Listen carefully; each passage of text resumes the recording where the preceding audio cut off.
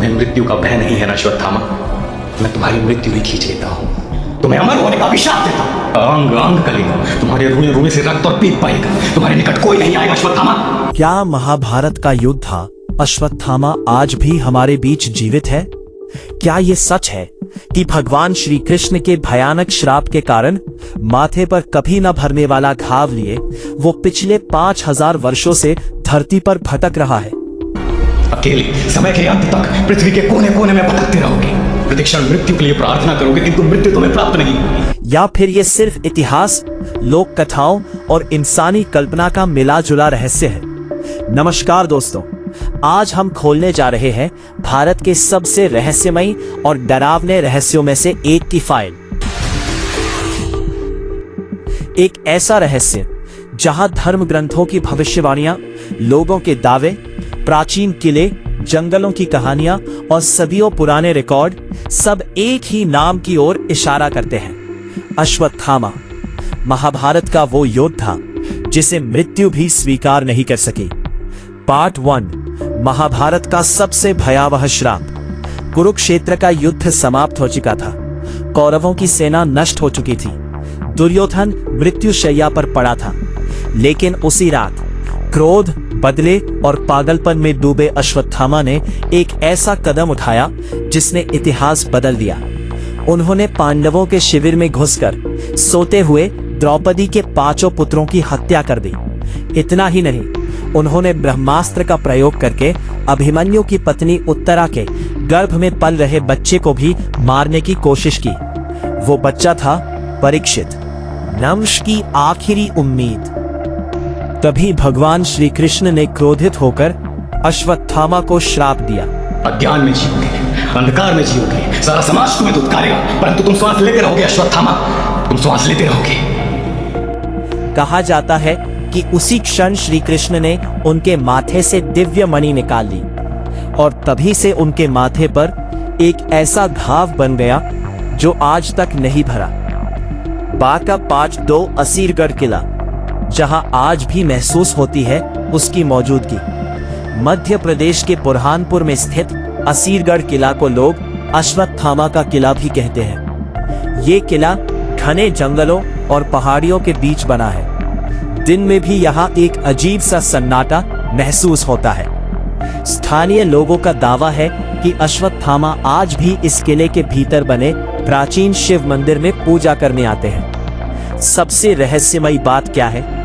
मंदिर के पुजारी बताते हैं कि रात में मंदिर पूरी तरह बंद कर दिया जाता है, कोई अंदर नहीं जा सकता। लेकिन सुबह जब कपाट खुलते हैं तो शिवलिंग पर ताजे फूल, चंदन और जल चढ़ा हुआ मिलता है। सवाल यह है, अगर मंदिर बंद था तो पूजा कौन करता है?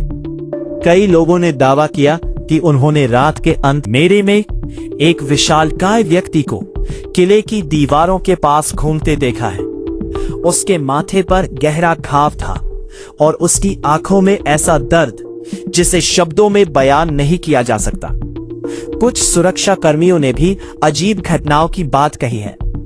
कई बार रात में कदमों की आवाजें सुनाई देती है, लेकिन जब जांच की जाती है वहां कोई नहीं होता। क्या यह सिर्फ डर है या सचमुच कोई आज भी वहां मौजूद है? पार्ट 3, पृथ्वीराज चौहान और रहस्यमयी योद्धा।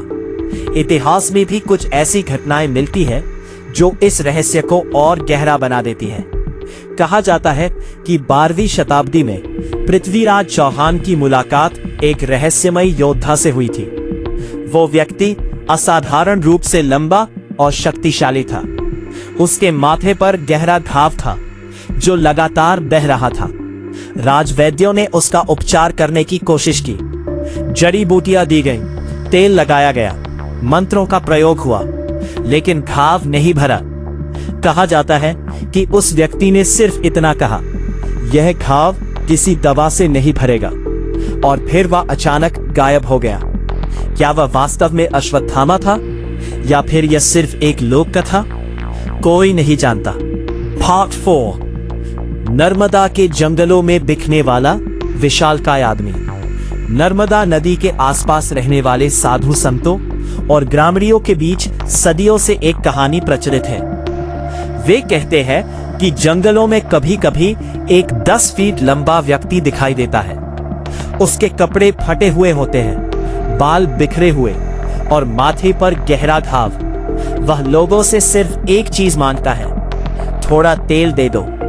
मान्यता है कि वह तेल अपने माथे की जलन कम करने के लिए मांगता है। सबसे हैरान करने वाली बात यह है कि अलग अलग समय और अलग अलग लोगों द्वारा बताई गई कहानियों में विवरण लगभग एक जैसा है। 19वीं सदी के कुछ ब्रिटिश अधिकारियों ने भी मध्य भारत के जंगलों में ऐसे रहस्यमय व्यक्ति की चर्चा अपने रिकॉर्ड्स में की थी। 1960 के दशक में गुजरात के कुछ आदिवासी इलाकों में भी इसी तरह के दावे सामने आए।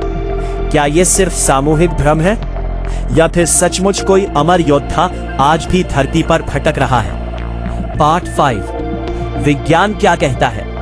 अब सवाल उठता है, क्या कोई इंसान हजारों साल तक जीवित रह सकता है? विज्ञान के अनुसार नहीं। मानव शरीर की अपनी सीमाएं हैं। कोशिकाएं बूढ़ी होती है, अंग कमजोर पड़ते हैं और अंततः मृत्यु निश्चित है। लेकिन धर्म ग्रंथों में कुछ चिरंजीवी व्यक्तियों का उल्लेख मिलता है, ऐसे लोग जिन्हें विशेष कारणों से अमरत्व प्राप्त हुआ। हिंदू मान्यताओं के अनुसार 7 चिरंजीवी बताए गए हैं: हनुमान, परशुराम, विभीषण, कृपाचार्य, राजा बलि और अश्वत्थामा। इनमें अश्वत्थामा को अमरत्व नहीं बल्कि अमर श्राप मिला था, यानी ऐसा जीवन जो मृत्यु से भी अधिक पीड़ादायक है। कल्कि पुराण में उल्लेख मिलता है कि कलयुग के अंत में जब भगवान विष्णु का अंतिम अवतार कल्कि प्रकट होगा, तब अधर्म के विनाश के लिए एक अंतिम युद्ध होगा और उस युद्ध में अश्वत्थामा भी शामिल होंगे। कहा जाता है कि वे उस समय तक जीवित रहेंगे ताकि अपने पापों का प्रायश्चित कर सके। कल्पना कीजिए, एक योद्धा जिसने महाभारत देखा, कृष्ण को देखा, पांडवों को देखा, सभ्यताओं को उठते और मिटते देखा, और आज भी वो कहीं जंगलों, पहाड़ों या प्राचीन खंडहरों में अकेला भटक रहा हो। पार्ट 7, क्या लोगों ने सचमुच अश्वत्थामा को देखा है? भारत के कई हिस्सों में आज भी लोग दावा करते हैं कि उन्होंने अश्वत्थामा को देखा है। कहीं एक विशालकाय साधु, कहीं माथे से खून बहाता आदमी, तो कहीं मंदिरों में रात के समय रहस्यमयी पूजा। लेकिन अब तक कोई ठोस वैज्ञानिक प्रमाण नहीं मिला, न कोई स्पष्ट तस्वीर, न डीएनए, न कोई प्रमाणिक रिकॉर्ड। फिर भी इतनी सदियों बाद भी ये कहानी खत्म नहीं हुई। क्यों? शायद इसलिए क्योंकि कुछ रहस्य सिर्फ सबूतों से नहीं बल्कि विश्वास से जिंदा रहते हैं। तो दोस्तों, क्या अश्वत्थामा आज भी जीवित है? क्या वो सचमुच भगवान श्री कृष्ण के श्राप को भुगत रहे हैं, या फिर ये सिर्फ भारत की सबसे शक्तिशाली लोक कथाओं में से एक है? सच क्या है, ये शायद आज भी एक रहस्य है। लेकिन एक बात जरूर है, अश्वत्थामा की कहानी हमें ये याद दिलाती है कि क्रोध में लिया गया एक गलत निर्णय पूरी जिंदगी को श्राप बना सकता है। सफर पसंद आया हो तो वीडियो को लाइक जरूर करें, अपने विचार कमेंट में लिखें। क्या आप अश्वत्थामा के अस्तित्व पर विश्वास करते हैं? और ऐसे ही रहस्यमयी और ऐतिहासिक रहस्यों के लिए हमारे चैनल को सब्सक्राइब करना मत भूलिए। मिलते हैं अगली रहस्यमयी कहानी में।